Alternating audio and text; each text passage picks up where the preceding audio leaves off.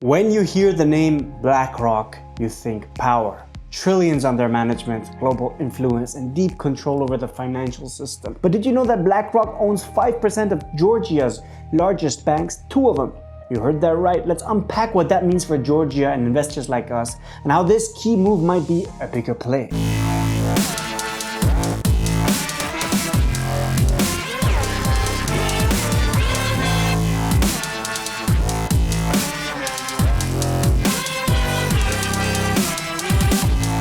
So here's the deal. BlackRock, the world's largest asset manager, currently owns approximately 5% of Tbilisi's bank and 5% of Bank of Georgia's, the 2 dominant players in the Georgian financial system. These aren't just any banks. Tbilisi and BOG control the majority of the retail banking, mortgage lending, commercial financing. Basically, if you live, build, or invest in Georgia, you're touching one of these 2 banks. You might be thinking, okay, 5% isn't that much, but this isn't a random crypto coin. This is BlackRock, guys. When they buy into something, even a few percent, it's usually part of a long-term macro play.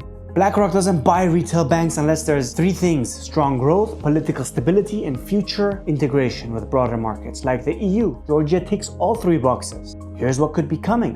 What could this mean going forward? Let's break it down. First, it sends a signal to institutional investors Georgia is open for business. Second, it's likely to boost the credibility of Georgian banks on the international stage.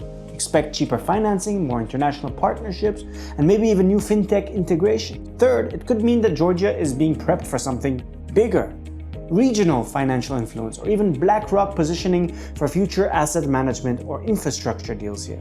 What does this mean for investors? For investors like us, it's a green light. When a behemoth BlackRock quietly takes position in the country's financial system, it's not random, it's calculated. If you're betting on Georgians' real estate, fintech, or even local startups, this is the kind of institutional backing you want behind your market. BlackRock now owns or has skin in the game. Do you? If you're already investing in Georgia, this should reinforce your conviction. If you're still watching from the sidelines, maybe it's time to get in the game.